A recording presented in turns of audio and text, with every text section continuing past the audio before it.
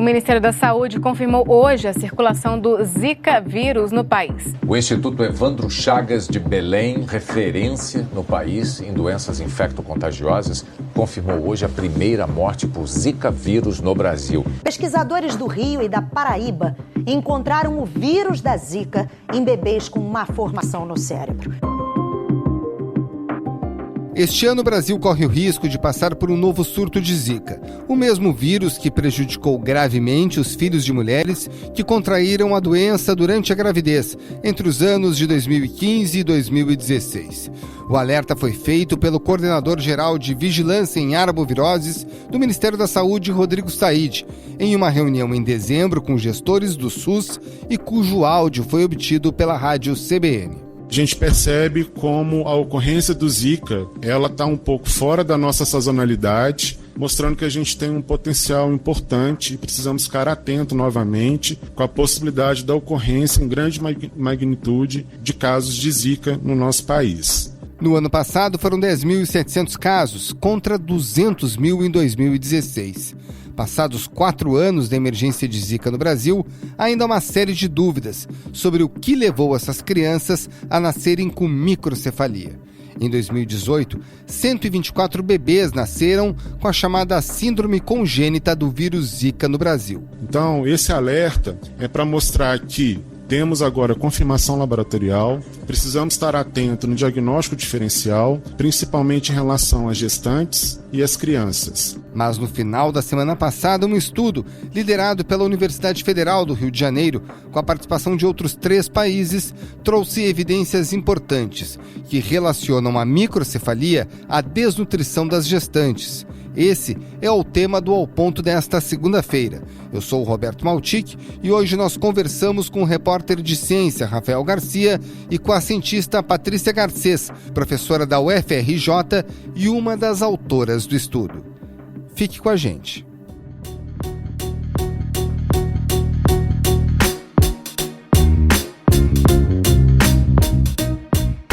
Rafael Garcia, um dos grandes mistérios, naturalmente, da infecção de Zika é saber o porquê que ela causa efeitos tão danosos, tão graves, e especialmente as mulheres grávidas e seus filhos que acabam sendo acometidos, em alguns casos, a microcefalia, uma condição gravíssima. O que esse estudo traz de novidade sobre isso?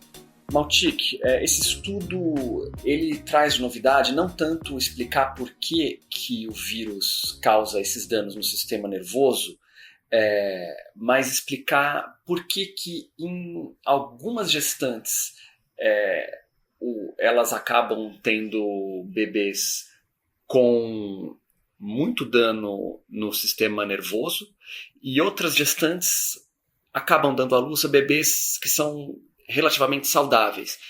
Ninguém sabia muito bem por quê. Algumas teorias já tinham sido levantadas e o que esse estudo da UFRJ desvendou agora, com evidência muito, muito robusta, é que a má nutrição da mãe durante a gestação deixa ela muito mais vulnerável ao vírus. E o vírus vai atacar com mais intensidade o sistema nervoso dos bebês que estão se desenvolvendo ainda no útero, porque a imunidade da mãe fica mais fraca também. Antes desse estudo, os cientistas já tinham pensado em algumas outras hipóteses. Uma delas, por exemplo, era de que a gravidade do Zika, a gravidade com que ele ataca o desenvolvimento neural dessas crianças, era ligada a uma infecção simultânea por dengue. Uma outra ideia é que algum subtipo do vírus da Zika poderia ser mais agressivo. E um outro estudo, também da UFRJ, ligou a gravidade da infecção a uma toxina produzida por cianobactérias, que são os organismos comuns em áreas sem esgoto tratado. E todas essas hipóteses pareciam ter algum fundo de verdade. A hipótese da dengue, da co-infecção por dengue, por exemplo, teve algum suporte, mas os estudos que sustentam essas outras hipóteses, eles não têm a mesma solidez desse estudo que a UFRJ publicou agora. Agora, a gente está no verão. Essa época do ano é a época de maior proliferação do mosquito Aedes aegypti. O que a gente pode esperar em termos de Zika? Você tem alguma informação? Como é que está a questão do ciclo do mosquito? O ciclo do mosquito é difícil de prever. A questão é que agora, em 2020, não existe uma epidemia de Zika como aquela de 2015 e 2016. E o combate ao mosquito Aedes aegypti mobiliza todo o país. Agora vamos entender por que o Zika vírus é tão perigoso. Em 80% dos casos, o paciente não apresenta sintomas. A pessoa não sabe que está doente. Naquela época foram 200 mil casos, acho que mais até, e agora está em 2019 foi em torno de 10 mil, muito menos. O porquê disso ainda é debatido. Porque aquela população do Nordeste agora tem uma imunidade parcial para o vírus e a Zika disputa espaço, de certa forma, com dengue, chikungunya. Esse rolo com tantos vírus circulando numa mesma população de mosquitos torna difícil para os cientistas de tentar modelar o que vai acontecer com a epidemia. Agora, se uma epidemia de Zika como aquela de 2016 ocorrer de novo no Nordeste ou em alguma outra região pobre, com taxa de desnutrição alta, as condições para ocorrer uma outra explosão na incidência da microcefalia e da síndrome congênita da dengue, que são todos esses outros problemas de desenvolvimento neural, essas condições ainda estão lá aparentemente. Então, esse estudo ele vem um pouco como um alerta também de que aquela situação terrível que o Nordeste viveu em 2015 e 2016 pode acontecer de novo se uma epidemia de Zika for grande como foi a daqueles anos. Essa é uma convocação.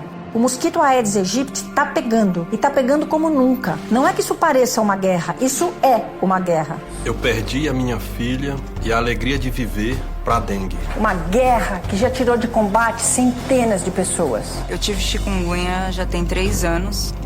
Eu não sei se isso um dia vai melhorar. Bom, então, para a gente encerrar, Rafael, na verdade, o que vale sempre ressaltar nesse cenário são as medidas de prevenção, né? Não manter os locais com água limpa e parada, sempre fazer a limpeza adequada dos locais.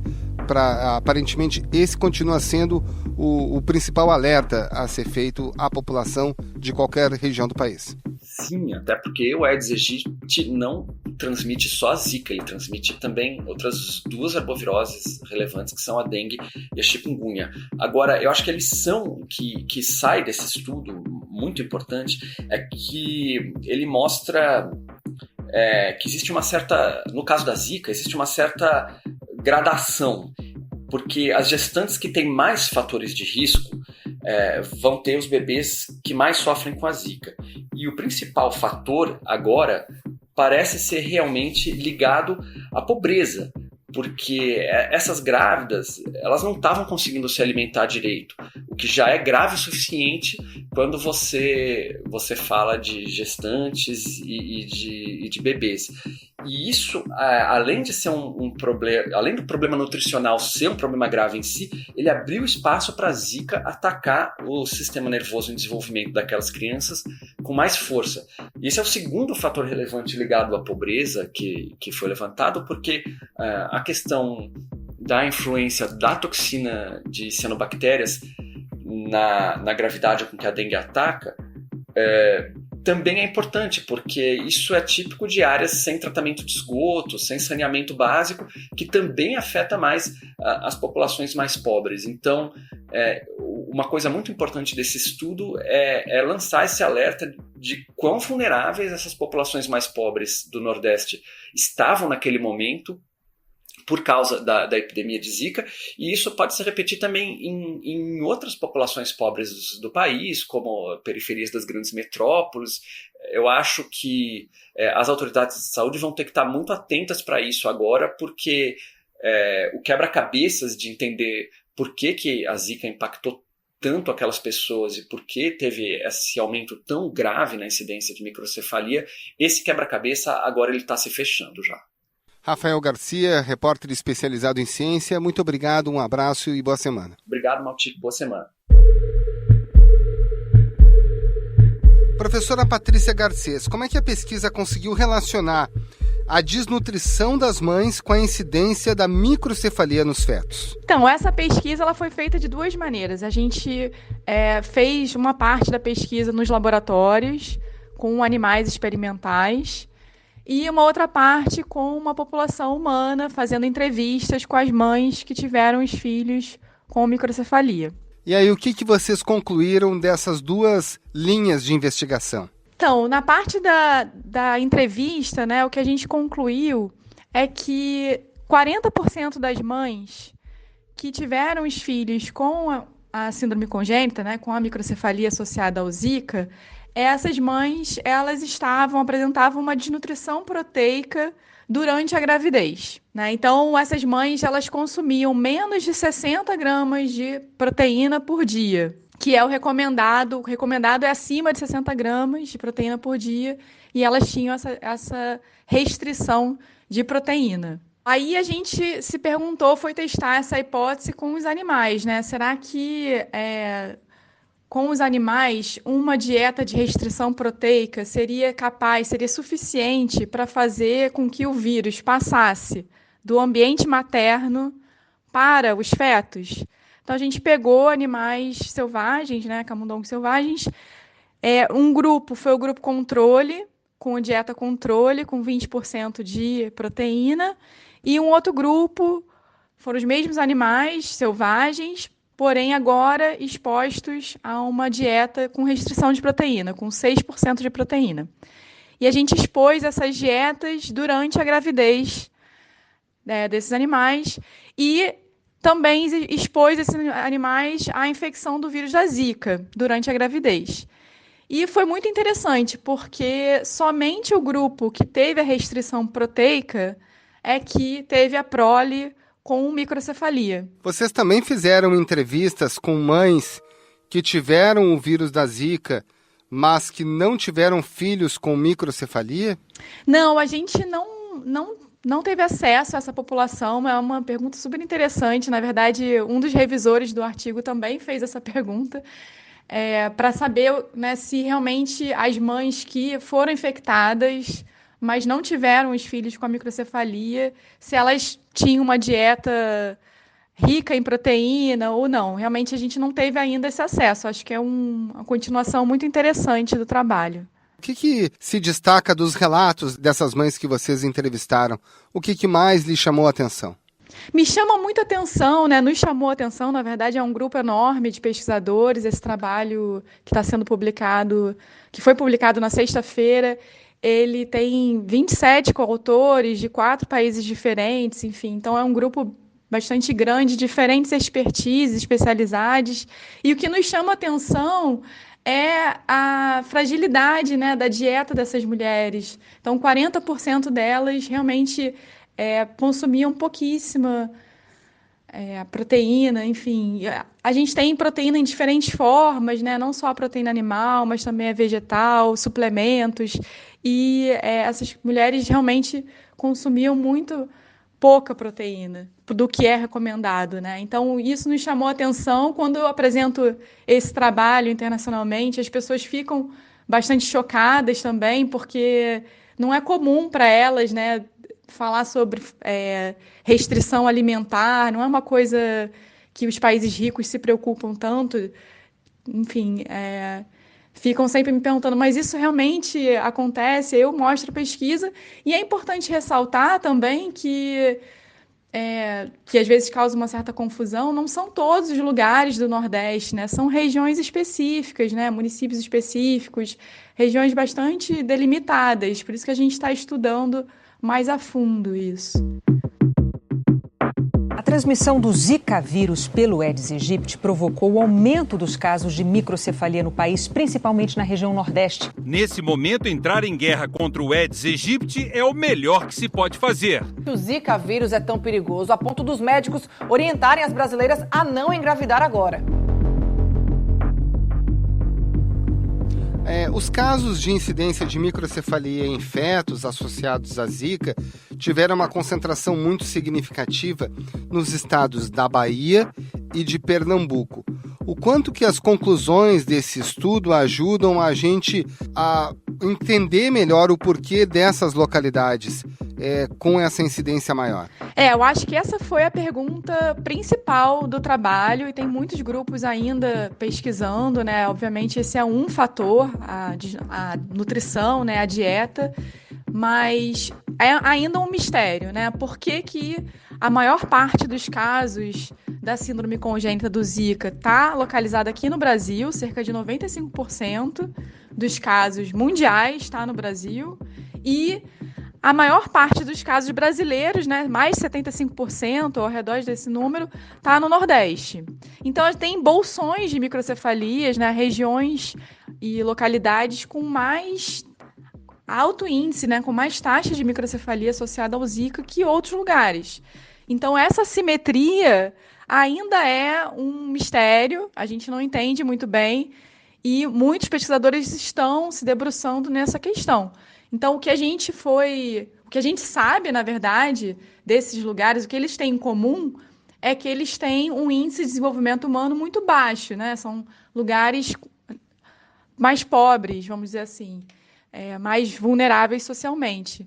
Então, a partir daí que a gente formulou a nossa hipótese, né? Será que nesses lugares que são mais vulneráveis socialmente, será que essas populações elas estão se alimentando corretamente? Já que a proteína é o índice mais caro, né? É o item mais caro da cesta básica. Nesse momento, dá para avaliar uma outra hipótese que se some à questão da falta de nutrição nesses locais específicos? Olha, são muitas as hipóteses, né? Então, assim, no caso, as infecções prévias, eu acho que isso ainda precisa ser melhor estudado, mas certamente numa região, que todas essas regiões onde tem esses acúmulos de microcefalia associada ao Zika, são regiões com muito mosquito, com muito vetor também, e regiões onde as pessoas moram em lugares pequenos, com mais pessoas por metro quadrado, enfim. Então, esse fator pobreza nos chama a atenção, né? E com tudo que vem com ele, com a falta de saneamento básico, enfim. Para onde caminham agora, a partir de agora, as pesquisas, professora? Então, a gente quer entender mais, aprofundar essa pesquisa, por exemplo, olhar outras populações, né? A gente fez as entrevistas numa região do Nordeste, olhar para outras regiões também, olhar para as mães que não tiveram os filhos com microcefalia, como foi falado, e na parte do laboratório, aprofundar o mecanismo, né? Como que a dieta com restrição de proteína, como que ela facilita o aumento da carga viral, enfim, como que ela interage com o sistema imune, né? Então, tudo isso ainda precisa ser investigado e aprofundado. Professora Patrícia Garcês, muito obrigado, bom trabalho e uma ótima semana. Obrigada a você. Esse foi o Ao Ponto de hoje, podcast diário da redação do Globo. Nessa conversa, a gente conta com a participação de toda a equipe do jornal, as mesmas pessoas que levam até você informação e análise de qualidade todos os dias. O Ao Ponto está disponível no site do jornal, no Spotify, no iTunes e nas demais plataformas de áudio. Quer saber mais? Assine o Globo. Acesse assineoglobo.com.br e confira todas as notícias e reportagens especiais. A captação do áudio é do Maurício Belli e a edição é do Nicolas Witzel. Tchau!